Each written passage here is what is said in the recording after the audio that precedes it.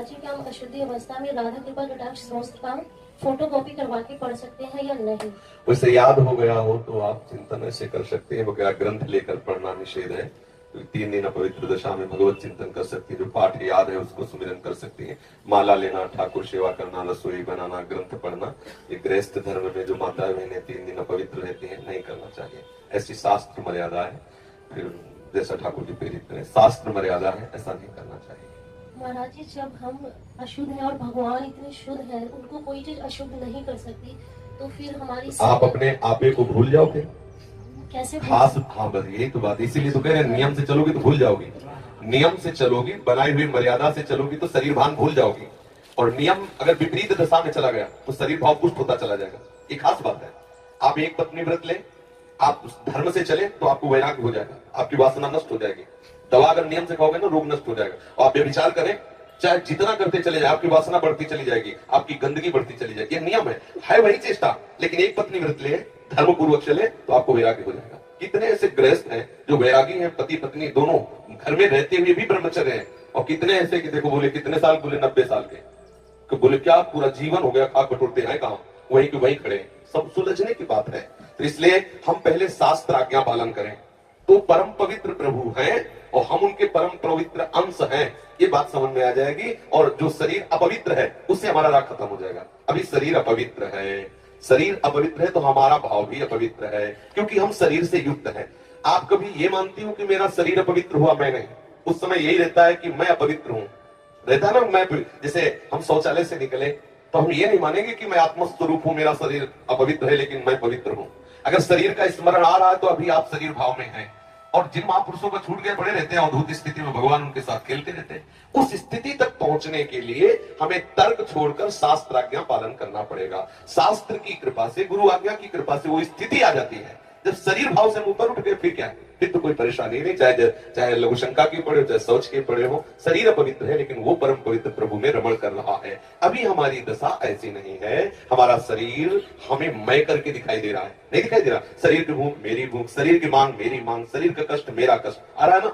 बस इस राग से छूटने के लिए शरीर को सिद्धांत में बांध दो। तस्मात् शास्त्र प्रमाणम थे, कार्यों क्या करना है क्या नहीं करना, इस शास्त्र के अनुसार चलो तो शरीर का राग खत्म हो जाएगा। इसका परिणाम होगा शरीर से राग खत्म हो जाएगा। आप पवित्र रहिए तो आपको शरीर से वैराग्य हो जाएगा।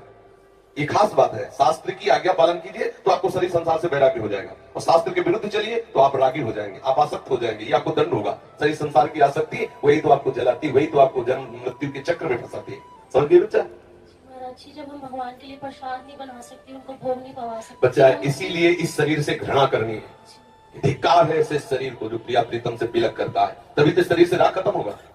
ये अपवित्र शरीर जो हमें प्रभु के सेवा से छुटवा दे, ऐसे शरीर से क्या राग करना। धीरे धीरे शरीर के प्रति हे भाव हो जाए। जन्म मृत्यु जरा व्याधि दुख दोषानुदर्शनम, भगवान ने गीता जी में कहा। शरीर के प्रति हे भाव होने लगता है, क्या मलमूत्र का भांड है, छोड़ो इससे राग। धीरे धीरे धीरे वो अपने स्वरूप में स्थित हो जाए। अभी इतना ममत्व है शरीर में, कोई ऐसे छूले तो एकदम ऐसा नहीं होता।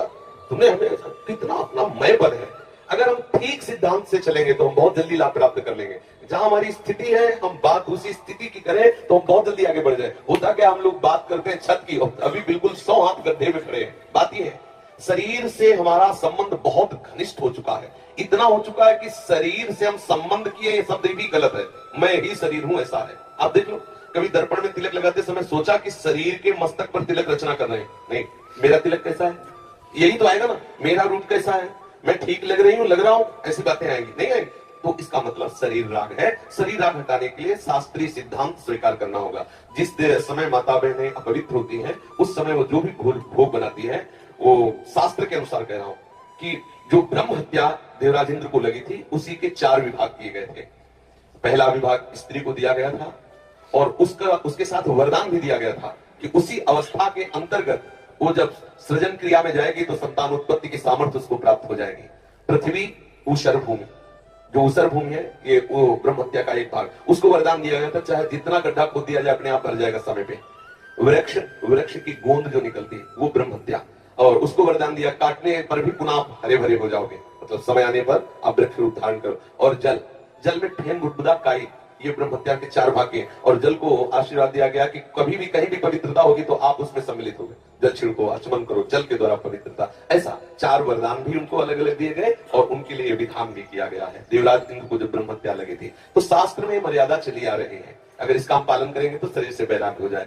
जैसे अब जो बच्चे वैराग्य ले लिए हैं, भले वो स्त्री शरीर में है, और उनके लिए नियम खत्म हो गया कि वो 3 दिन अपवित्र रहेंगे तो छुएंगे नहीं, क्योंकि खत्म संसार के भोग राग, संसार का क्रम खत्म। अब वो वैरागी, अब वो अटो पैर प्रभु की सेवा में लगे हैं। पर अपने गृहस्थ धर्म से है, शरीर सुख की कामना से है, शरीर का हम प्रयोग कर रहे हैं अपने इंद्रिय सुख के लिए, तो आप पवित्रता धारण करो जिससे तुम्हारा ये राग नष्ट हो जाएगा।